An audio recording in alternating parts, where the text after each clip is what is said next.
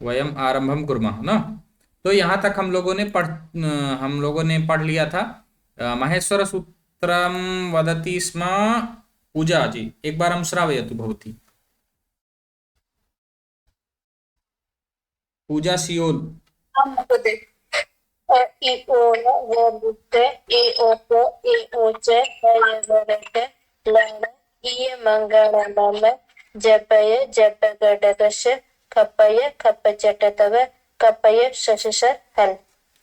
अब ये आपके चाहे उच्चारण में दोष हो या फिर किंचित समस्या अस्ति मन्ये उच्चारणे अपि तर्हि उच्चारणं सम्यक् करोतु भवती।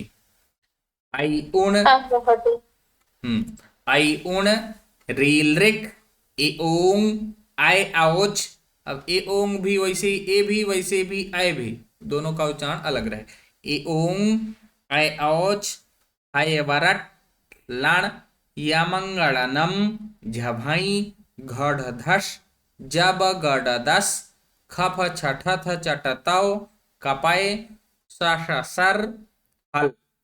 ऐ उड रेल रिक ए ओंग ऐ औच है वरट लण यमंगलनम झभई घढ़धस जब गडदस खफ छठथ चटतौ कपय सर हल। अन्यः कश्चित् श्रावयितुम् इच्छति?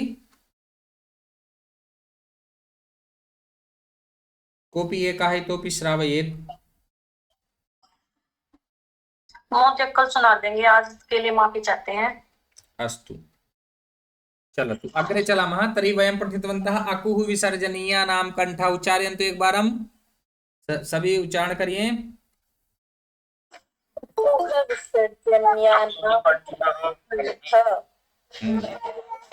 ऋचु यशानां तालुः।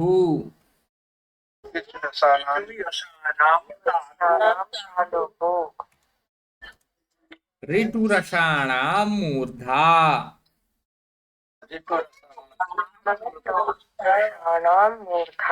हाँ अभी तावदेव पठनीयः आसीत्। मूर्धा मूर्धा कुत्र भवति अत्र पश्यन्तु। नाम तत्र केऽपि भवन्तः तद् दृष्टवन्तः वा न? अहम् आगच्छामि अत्र।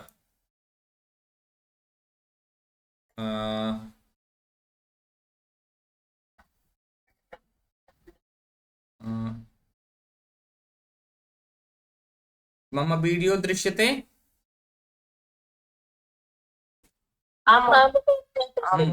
तत्र भवन्तः घण्टीं दृष्टवन्तः मन्ये सर्वेपि न? घण्टी न? तो यत्र भवति यदा अत्र द्वितीयभागे यस्य अस्ति घर्षणं भवति तदा एव टन् इति ध्वनिः गच्छति खलु न? यदा जब ये इसके जो किनारे के जो लगा हुआ है आवरण जब इसमें लड़ता है ये स्पर्श करता है तभी इसकी ध्वनि जाती है।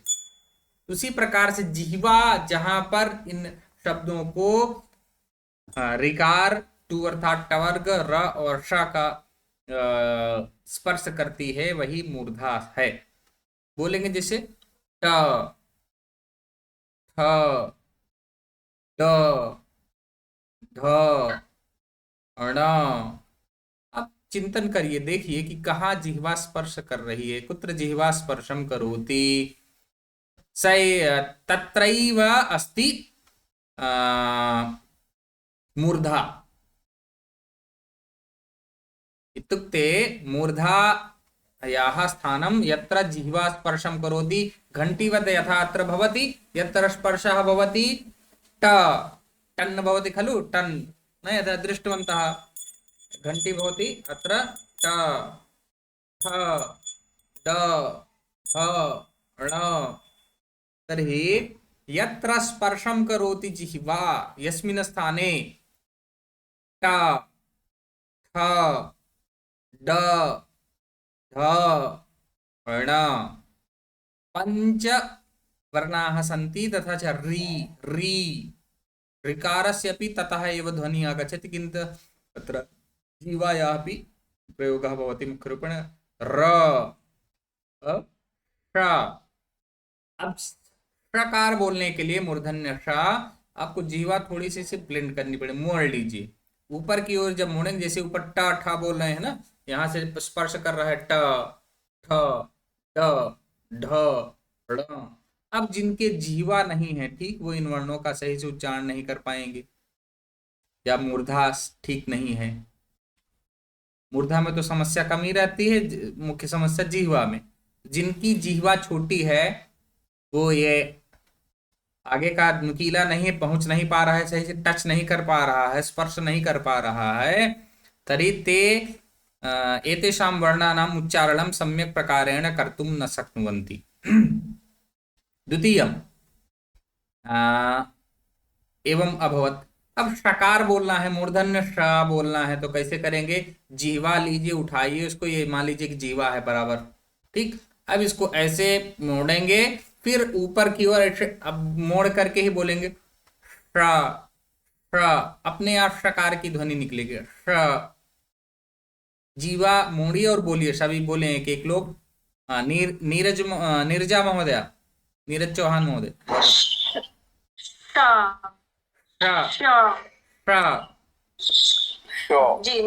हाँ धनराज, हाँ धनराज महोदय, एक बार हम एक कहा, एक बार हम वदे। हाँ सुरेखा महोदय, सुरेखा महोदय, सुरेखा महोदया भवती वदतु। श,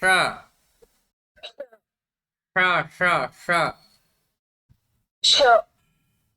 प्रयास करेंगे, एक दिन का ये नहीं है, धीरे धीरे करेंगे, किंतु जब इसकी वैज्ञानिकता हम समझे कहाँ से किस प्रकार से उच्चारण हो रहा है, तो अपने आप सही उच्चारण होगा। जीवा को मोड़िए हल्का सा, ये जीवा है आपकी बराबर ना, ये ऊपर आपका मूर्धा है, यहां से इसे मोड़ेंगे, स्पर्श करने की आवश्यकता है, जीवा को मोड़ लेंगे, अपने आप अंदर की ओर मोड़ेंगे, ठीक, अंदर की ओर, या इस प्रकार से देखें ये जीवा है सही, ऐसे अंदर की ओर मोड़ेंगे अपनी की तरफ ऊपर। श, श, श, श। थोड़ा सा पूरा नहीं मोड़ना है, हल्का सा मोड़ेंगे अपने आप को। एवमेव उच्चारणं भविष्यति षकारस्य। तो एतदस्ति मूर्धन्य श, मूर्धन्य षकारः ना।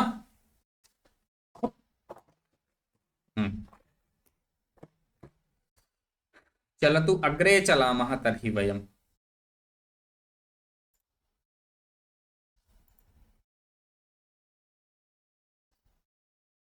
लृतुलसानां दन्ताः वदन्तु। लृतुलसानां दन्तः, दन्तः न दन्ताः, लृतुलसानां दन्ताः। लृतुलसानां दन्ताः, दन्ताः। अब जब तक अकारस्य, आकारस्य, इकारस्य, ईकारस्य, उकारस्य, ऊकारस्य एतस्मिन् भेदः न भविष्यति उच्चारणे, तावत् पर्यन्तं सम्यक् न भविष्यति, यतः भेदः आवश्यकः।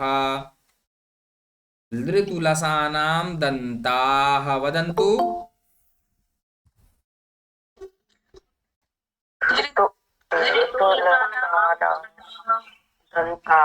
आम्, लृतुलसानां दन्ताः।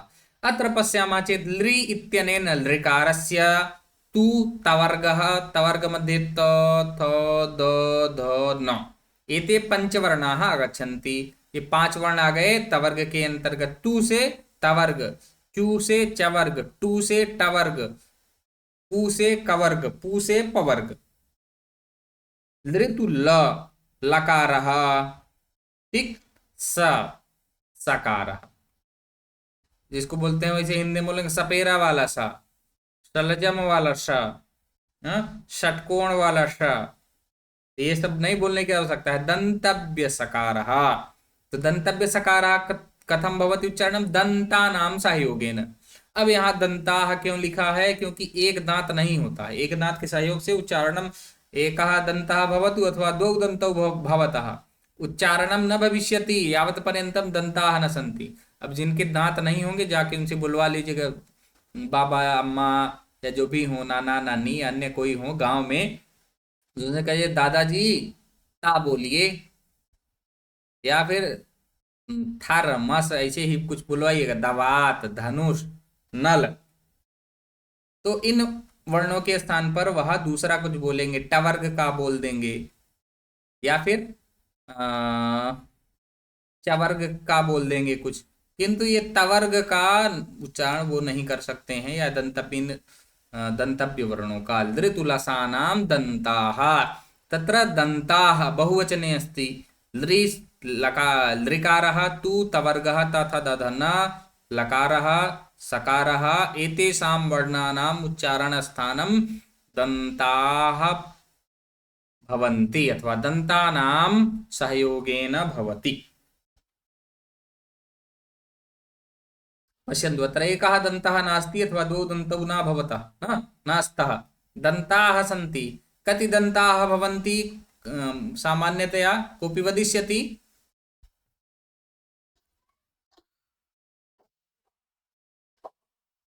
हाँ, अमित जोशी महोदय। अष्टविंशति। द्वात्रिंशत् दन्ताः सन्ति। हाँ, 32 दन्ताः भवन्ति।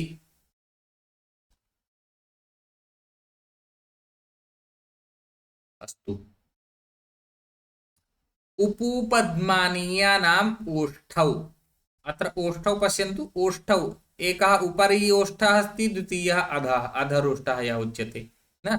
अब यहाँ भी देख लें, दांत को यदि हटा दे तो ओष्ठा एक ऊपर ओठ हो गया, एक नीचे ओठ हो गया, तो दो ओष्ठौ तः उपूपद्मानीया नाम।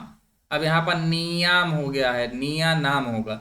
उपूपद्मानीया नाम ओष्ठौ, नाम लाम षष्ठी बहुवचन में जोड़ता है, ये यहाँ पर टंकर त्रुटियां हैं इस चित्र में। तरी उकारेण उकारः ह्रस्व दीर्घ प्लुत इत्यादयः भेदाः भविष्यति।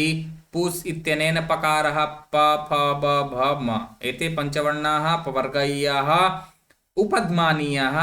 उपद्मानीय इत्युक्ते पकारः तथा च फकारः, पहले ही बताया था, पकार और फकार के पूर्व यदि विसर्ग आता है तो वह अर्ध विसर्गवत उच्चारण होगा।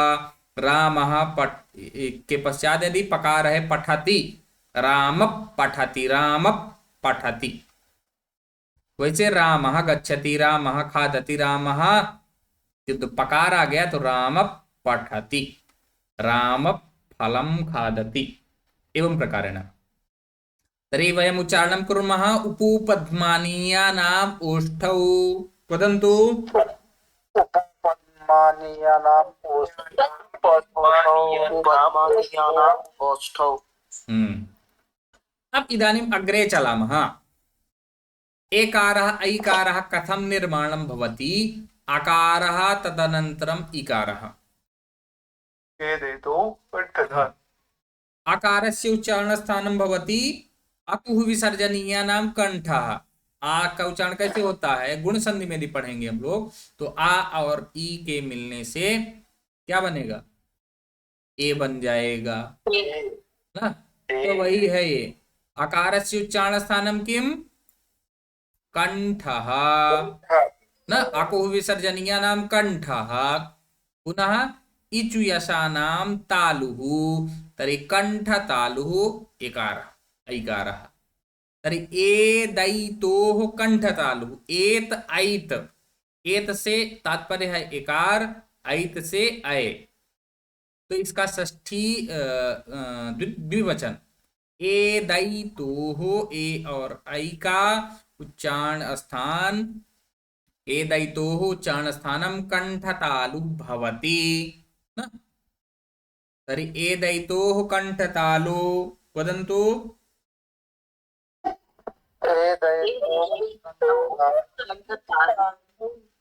ओदौतोः कंठोष्ठम्।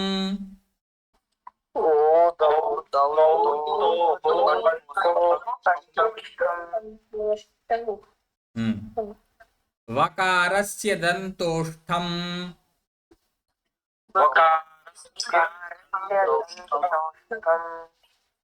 नासिकानुस्वारस्य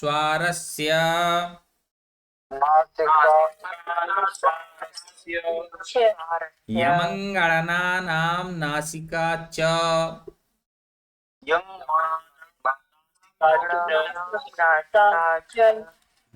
अब इदानीम् ओदौतोः कंठोष्ठम्।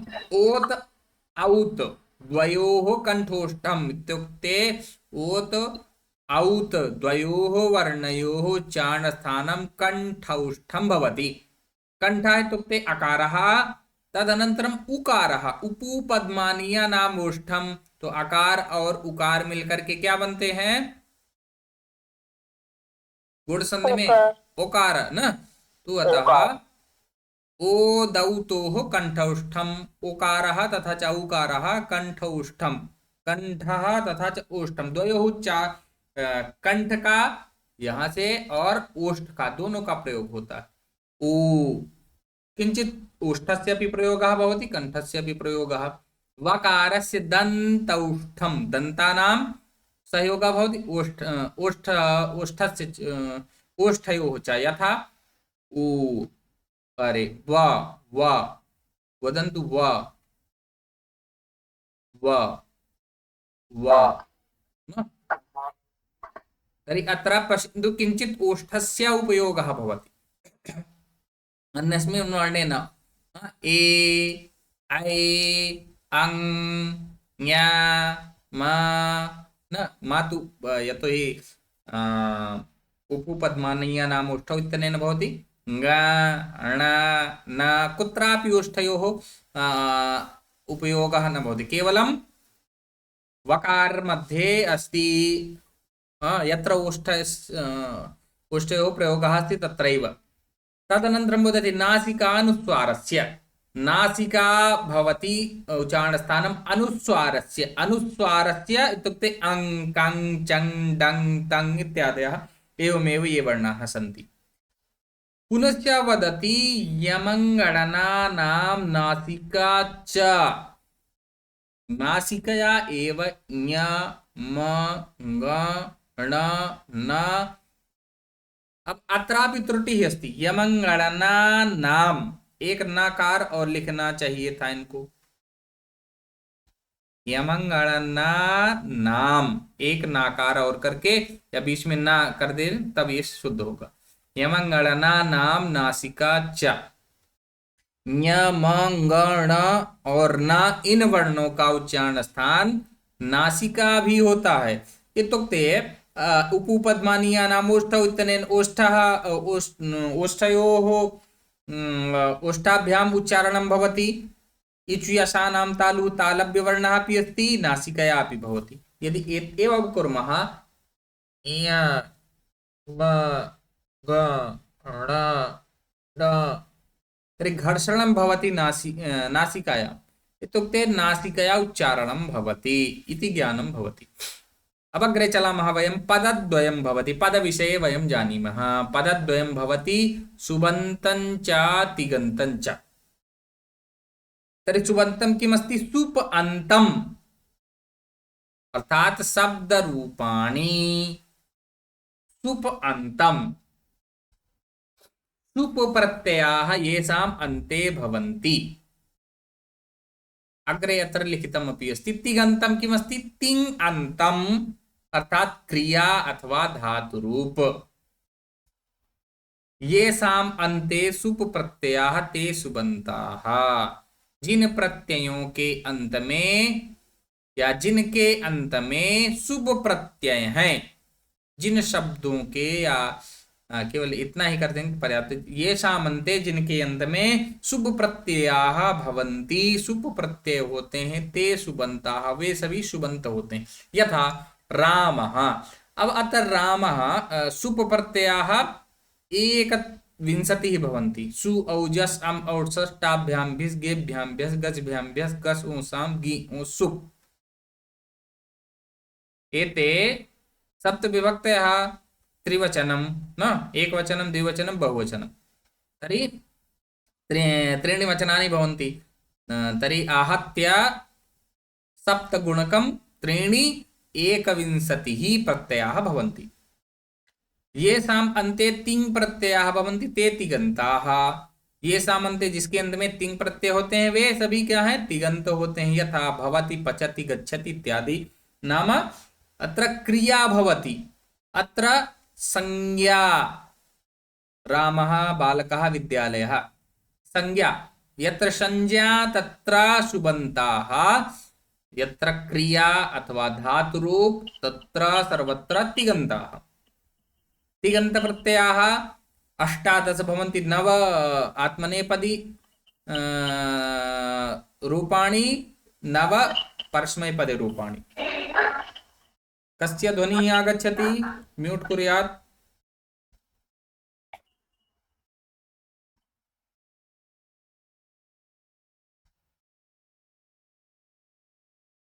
कृपया आप सभी अनावश्यक अपनी ध्वनि न खोलें। जब आवश्यकता हो, जब पूछे तभी। पद पुरुष वचनानुसारं तिङ् प्रत्ययाः अष्टादश भवन्ति। पद परस्मैपदम् आत्मनेपदम् इत्युक्ते पदानां भेदः त्रयं भवति। परस्मैपदम् आत्मनेपदं, तृतीयं भवति उभयपदी धातु। किन्तु उभयपदी भवति इत्युक्ते परस्मैपदी अपि भवति आत्मनेपदी। अतः अष्टादश रूपाणि एव आवश्यकानि। पुरुष, प्रथम पुरुष, मध्यम पुरुष, उत्तम पुरुष। वचन एकवचन, द्विवचन, बहुवचन। एकवचन, द्विवचनं, बहुवचनम् आहत्य त्रीणि गुणकं त्रीणि अभवन् नव। त्रीणि गुणकं त्रीणि नव। नव नव अष्टादश प्रत्ययाः भवन्ति तिङ् प्रत्ययाः। तर्हि परस्मैपदे मध्ये तिप् झि सिप् स्थ मिप् वस् मस्। यथा पठति पठतः पठन्ति, पठसि पठथः पठथ, पठामि पठावः पठामः। आत्मनेपद मध्ये ता आतां झ, थास् आथां ध्वम्, इत् वहिं महिं। एतत् सर्वं वयम् अग्रे पठिष्यामः। इदानीं धातवः त्रिधा भवन्ति। पठति लिखति खादति इत्यादयः नित्यं परस्मैपदिनः भवन्ति। पठति लिखति खादति ये सभी धातुएं क्या है? नित्य परस्मैपदी हैं। इनका आत्मनेपदी का रूप नहीं चलता है। इत्युक्ते पठते लिखते खादते इत्यादीनि रूपाणि न संभवन्ति। अग्रे अस्ति वन्दते सेवते भासते इत्यादयः नित्यम् आत्मनेपदिनः भवन्ति। वन्दते सेवते भासते इत्यादि क्या है? आत्मनेपदी के रूप हैं। इत्युक्ते वन्दति सेवति भासति इत्यादीनि रूपाणि न संभवन्ति। एवं प्रकारेण एतेषाम् उच्चारणं न भवति। अब केचन धातवः सन्ति ये उभयपदी धातवः सन्ति। यथा करोति कुरुते, याचति याचते, पचति पचते, जानाति जानीते इत्यादयः नित्यम् आत्मनेपदिनः भवन्ति। न तत्र आत्मनेपदिनः उभयपदिनः भवेत्। यतोहि करोति आत्मनेपदे, अरे परस्मैपदी मध्ये, कुरुते परस्मैपदी मध्ये। इत्युक्ते उभयथा अपि रूपाणि सम्भवन्ति। अत्र आत्मनेपदीयस्थाने उभयपदिनः भविष्यति। अग्रे चलामः। तर्हि शब्दाः। शब्दाः इत्युक्ते यथा उक्तवान् संज्ञा सुबन्ताः। सुप् येषाम् अन्ते सन्ति ते सुबन्ताः। तु शब्दाः द्विधाः भवन्ति। अजन्ताः शब्दाः, हलन्ताः शब्दाः। अजन्ताः इत्युक्ते अच जिसके अंत में है, स्वर जिसके अंत में है, तादृशाः शब्दाः। यथा बालकः, बालक यहाँ अकार है, हरि इकार है, साधु उकार है, कर्तृ ऋकार है, नदी ईकारांत, देवी ईकारांत, सखी ईकारांत, पुत्री ईकारांत, धेनु उकारांत स्त्रीलिंग मध्ये, तनु उकारांत, वधू उकारांत, रमा आकारांत, सीता आकारांत। एवं प्रकारेण हलन्ताः शब्दाः। हलन्ताः शब्दाः भवन्ति। हलंत, हल जिसके अंत में है। हलंत इत्युक्ते व्यंजन। हल होता है व्यंजन का वाचक, अच होता है स्वर का वाचक। ये शब्द एतत् सर्वमपि वयं नाम महेश्वर सूत्रं यदि विस्तृत रूपेण भवति तदा ज्ञातुं शक्नुमः। महेश्वर सूत्रमस्ति अच ऐ ओण् रील् ऋक् ए ओङ् ऐ औच्। तु आतः अच्चा पर्यन्तं ये शब्दाः सन्ति ऐ आ इ उ ऋ ऋ ए ओ ऐ ओ, एते स्वराः सन्ति। हल ह ल हयवरट्तः हातः स्वीकृत्य ल पर्यन्तं हल। अत्र एते व्यंजनानि सन्ति न। तो अच स्वर हो गया, हल व्यंजन हो गया।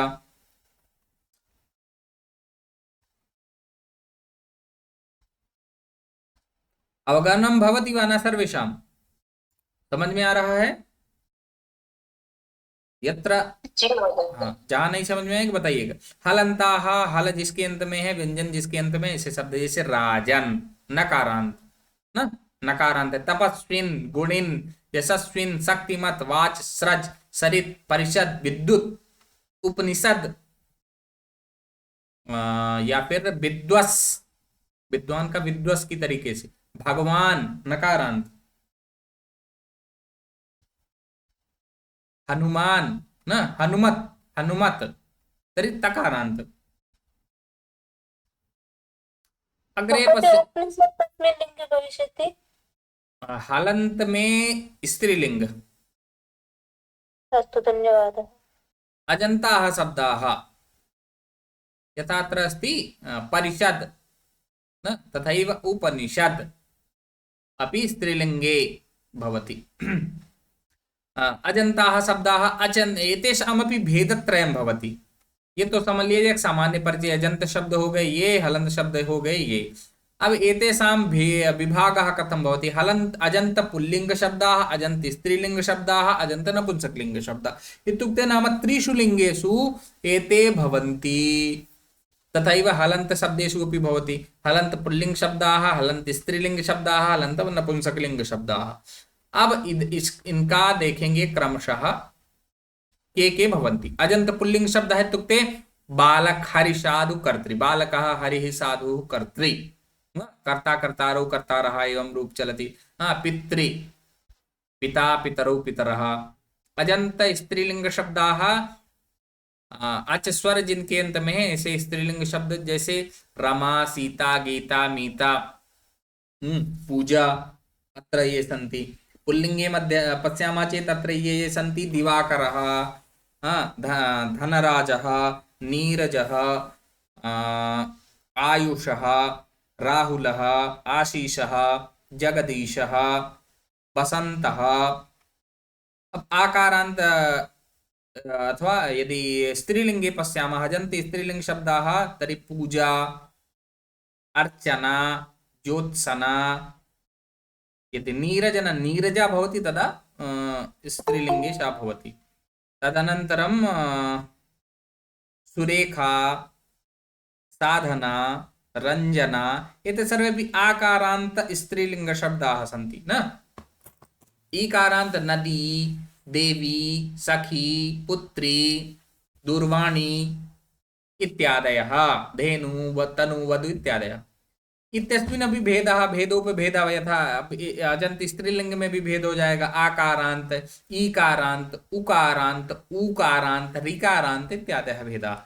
अजंत नपुंसकलिंग शब्दाः के सन्ति यथा अक्षि, अस्थि, वारि, मधु, वस्तु। अच जिनके अंत में है इकारांत, इकारांत, इकारांत, उकारांत, उकारांत, ये नपुंसकलिंग शब्द हो गए। अब इदानीं हलन्त पुल्लिंग शब्दानां पश्यामः चेत् राजन्, तपस्विन्, गुणिन्, यशस्विन्, शक्तिमत्, इतोपि यथा भगवत्, भगवान्, भगवन्तो, भगवन्तः, इतोपि हनुमत्, हनुमान् अपि पुल्लिंगे आगच्छति। हनुमत् शब्दः अस्ति अतः नपुंसक, अरे हलन्त पुल्लिंग शब्दः। हलन्त स्त्रीलिंग शब्दानां पश्यामः चेत् वाच, स्रज, सरित, परिषद, विद्युत, इतोपि उपनिषद इत्यादयः शब्दाः। हलन्त नपुंसकलिंग शब्दाः के चक्षुष, सद्म, दाम, महत्, धनुष इत्यादयः। अब इदानीम् उपपद विभक्तिः विषये जानीमः वयम्। का अस्ति उपपद विभक्तिः?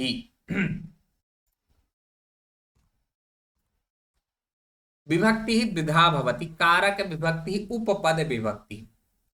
उप का यदि अर्थ समझेंगे तो उप अर्थात समीप अर्थ में होता है, पद अर्थात पद की, पद के जो समीप है। बात किसी की हो रही है? विभक्ति ही।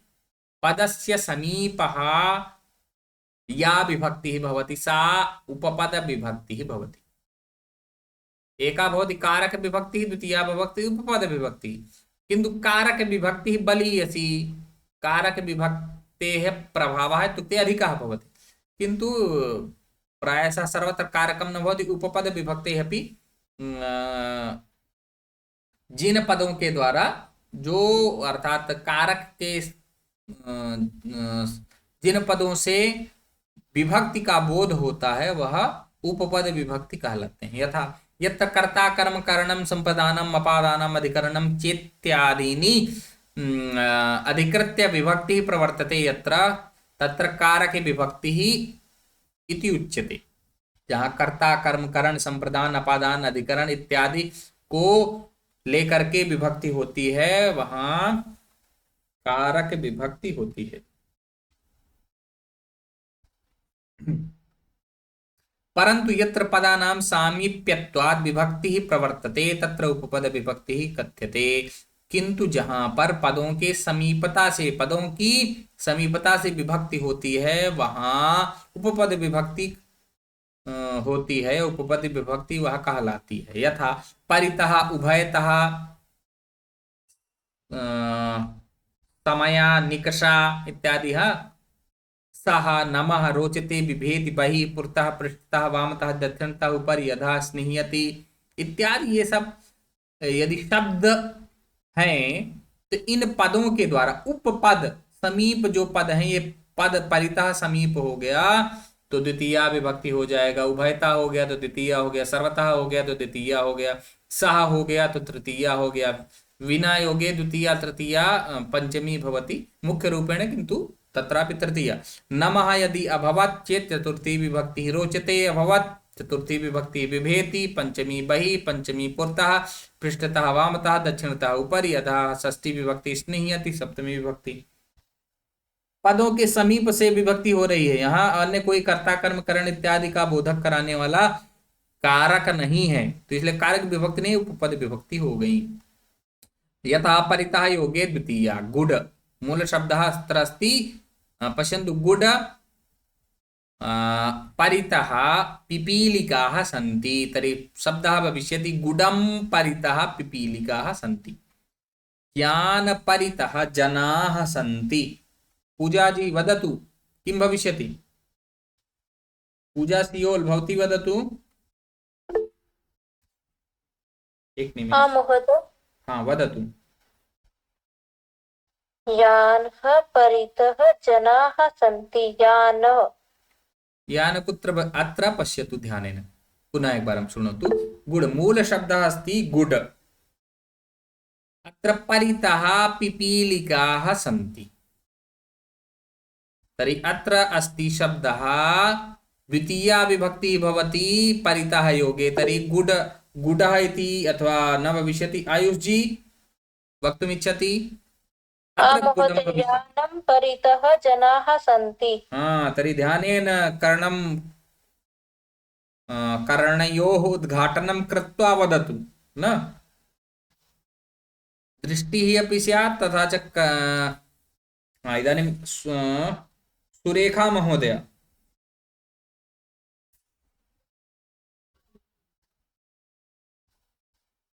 हाँ महोदय। बालिकां परितः सख्यः सन्ति। आम शोभनम्। आयुष महोदय अग्रे। अमित महोदय।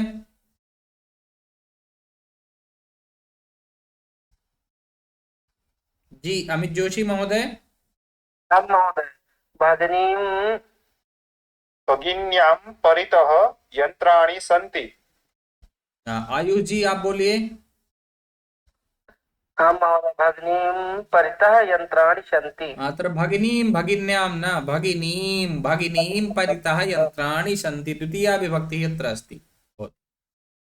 उभयतः योगे अपि द्वितीया यथा परितः तथैव उभयतः योगे अपि द्वितीया विभक्तिः भवति। कथं पश्यामः? यथा मार्ग उभयतः दीपाः भवन्ति तर्हि उभयतः इति अस्ति उपपदम अभवत् उभयतः। अब ये जब उभयतः हो गया तो यहाँ पर मार्ग के द्वितीया विभक्ति एक वचन लग जाएगा, एक वचन अतः मार्गम उभयतः दीपाः भवन्ति न। अग्रे वदिष्यति राहुल तिवारी महोदय। आचार्य जी ये भगिनीम परितः जना संति जैसे था, तो अगर बहुवचन करेंगे तो भगिनी ही परिता भी हो जाएगा ना, भगिनी ही परिता जना संति, हाँ बहुवचन। हाँ, तृतीया द्वितीया विभक्ति में द्वितीया ही चलेगी। बहुवचन दो अगर रखते हैं, बहुत से बहने हैं तो भगिनी ही हो गया, यथा नदी द्वितीया भगिनी ही। हाँ, आकारांत है तो आकारांत का बहुवचन, यथा रमा है तो रमाः, छात्रा है तो छात्राः, प्रथमा की तरीके से ही बहुवचन द्वितीया में भी होता है। तो वहां पर भगिनी ही परितः भगिन्यः सन्ति, अथवा ये के भी सन्ति, परिवारिजनाः सन्ति, मित्राणि सन्ति, भ्रातरः सन्ति, यत् किमपि। हाँ, सुरेखा महोदय, मित्र मित्रम मित्रम उभयतः मित्राणि भवन्ति। आम शोभनम। अमित जोशी महोदय, वाटिका। वाटिकाम् उभयतः भवनानि भवन्ति। वाटिकाम् उभयतः भवनानि भवन्ति। अस्तु, शोभनम्। अंगुली, अंगुल्यः। इदानीं वदिष्यति अर्चना हेमदेव महोदय। अंगुलीम् उभयतः अंगुल्यः भवन्ति। अस्तु, शोभनम्, उत्तमम्। येषाम् अग्रे अवसरः प्राप्स्यन्ति ये न उक्तवन्तः, सहयोगे तृतीया।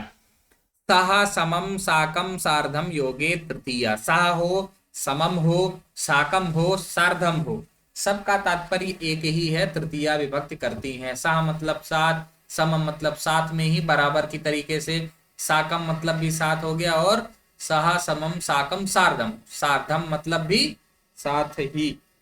तो सह, समम, साकम, सार्धम योगे भी तृतीया विभक्ति भवति।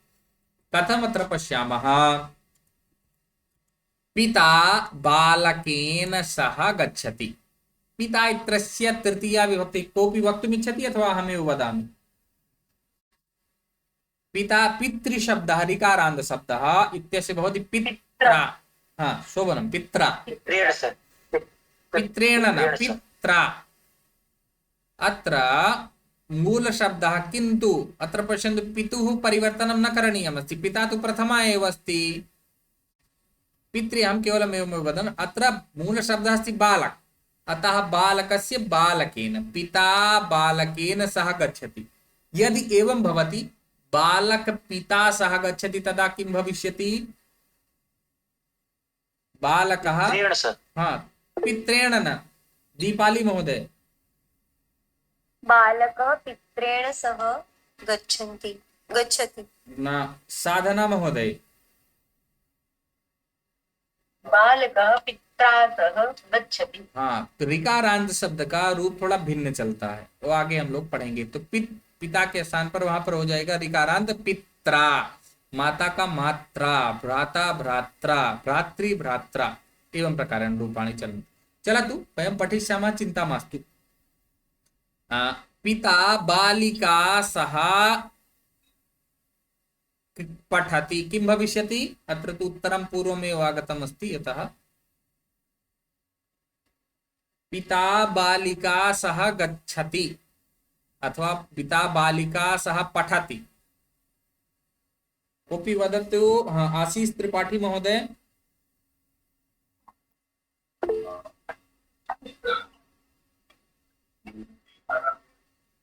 आशीष महोदय, अच्छा, आयुष द्विवेदी महोदय,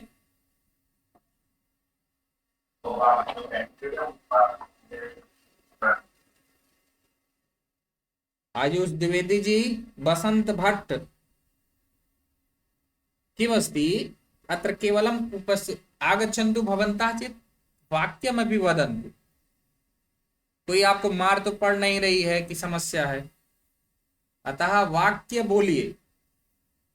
वाक्य के बिना अभ्यास नहीं होगा, अतः एतदर्थं वाक्यानि वदन्तु। हाँ, इदानीं वदिष्यति साधना गुप्ता महोदय।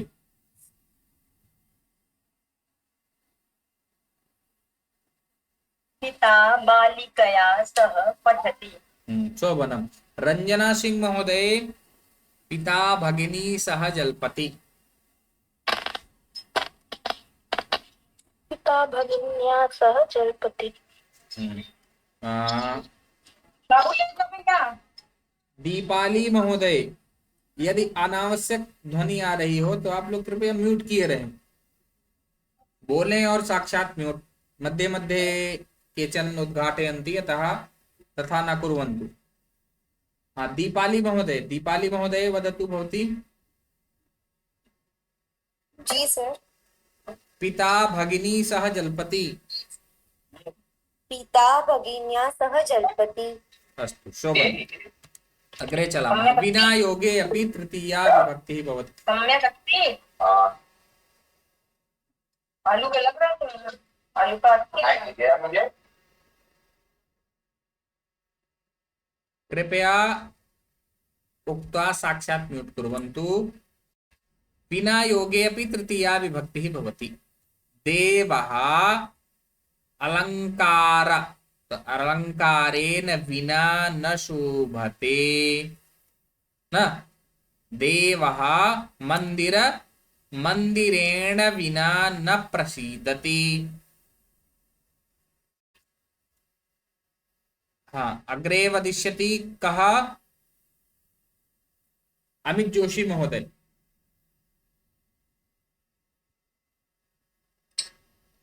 देवः मालया विना न राजते। आम, सुरेखा महोदय। मंदिरे वदतु। देवः मंदिर विना न प्रसीदति। देवः मंदिरेण विना न प्रसीदति। शोभनम्। तर्हि वयं सुभाषितमेकं पठिष्यामः। सत्यं ब्रूयात् प्रियं ब्रूयात्। वदन्तु।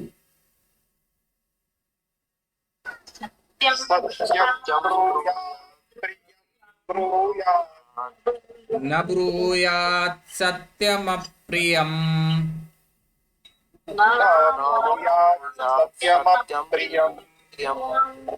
प्रियं च नानृतं ब्रूयात्।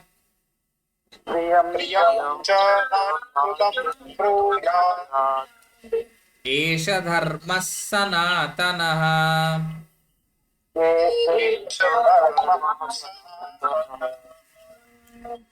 अब इदानीं वयम् एकां पंक्तिं पूर्णाम् एकवारमेव पठामः। सत्यं ब्रूयात् प्रियं ब्रूयात् न ब्रूयात् सत्यमप्रियम्।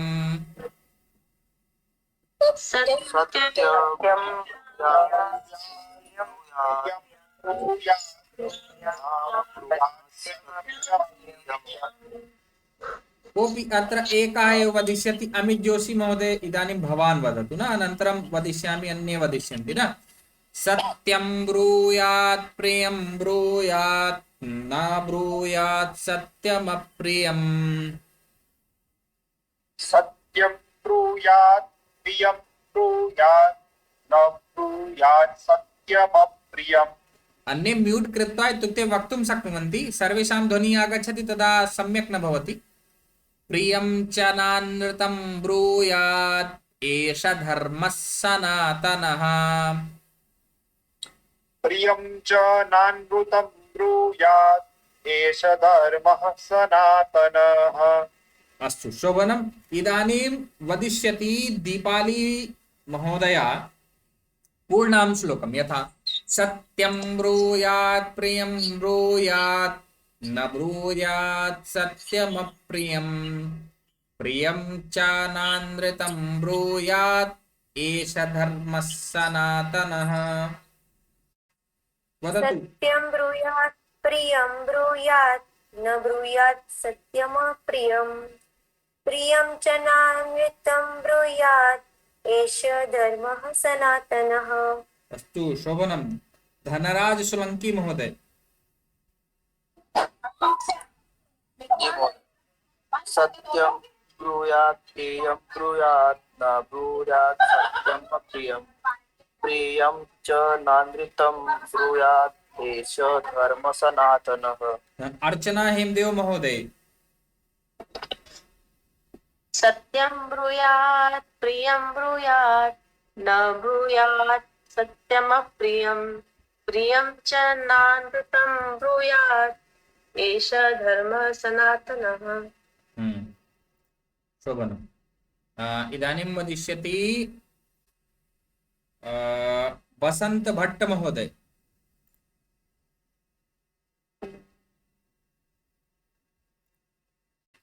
वसंत भट्ट महोदय,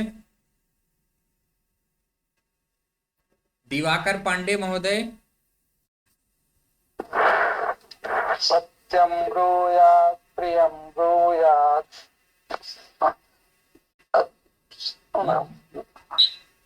सत्यं ब्रूयात् प्रियं ब्रूयात् न ब्रूयात् सत्यमप्रियं प्रियं च नानृतं ब्रूयात् एष धर्मः सनातनः। तो शोभनम्। इदानीं वदिष्यति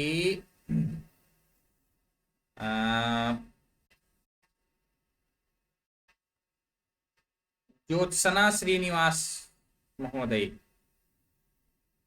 महोदय, सत्यं ब्रूयात् प्रियं ब्रूयात् न ब्रूयात् सत्यमप्रियं प्रियं च नानृतं ब्रूयात् एष धर्मः सनातनः। शोभनम्। इदानीम् अग्रे वदिष्यति पूजा सियोल। महोदय, सत्यं ब्रूयात् प्रियं ब्रूयात् न ब्रूयात् सत्यं प्रियं प्रियं च नानृतं ब्रूयात् एष धर्मः सनातनः। राहुल तिवारी महोदय। अच्छा जी, सत्यं ब्रूयात् प्रियं ब्रूयात् न ब्रूयात् सत्यमप्रियं प्रियं च नानृतं ब्रूयात् ईश धर्मः सनातनः। शोभनम्। रंजना सिंह महोदय। सत्यं ब्रूयात् प्रियं ब्रूयात् न ब्रूयात् सत्यमप्रियं प्रियं च नानृतं ब्रूयात् एष धर्मः सनातनः। साधना गुप्ता महोदय।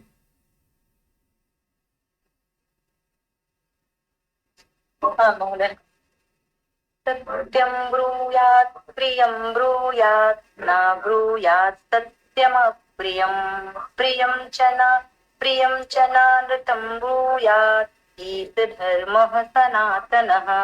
अस्तु, अन्तिमरूपेण इदानीं वदिष्यति सुरेखा महोदय। सत्यं ब्रूयात् प्रियं ब्रूयात् न ब्रूयात् सत्यमप्रियं प्रियं च नानृतं ब्रूयात् एष धर्मः सनातनः। अस्तु, शोभनम्। इदानीम् एतस्य सुभाषितस्य अर्थं वयं जानीमः। कः अर्थः?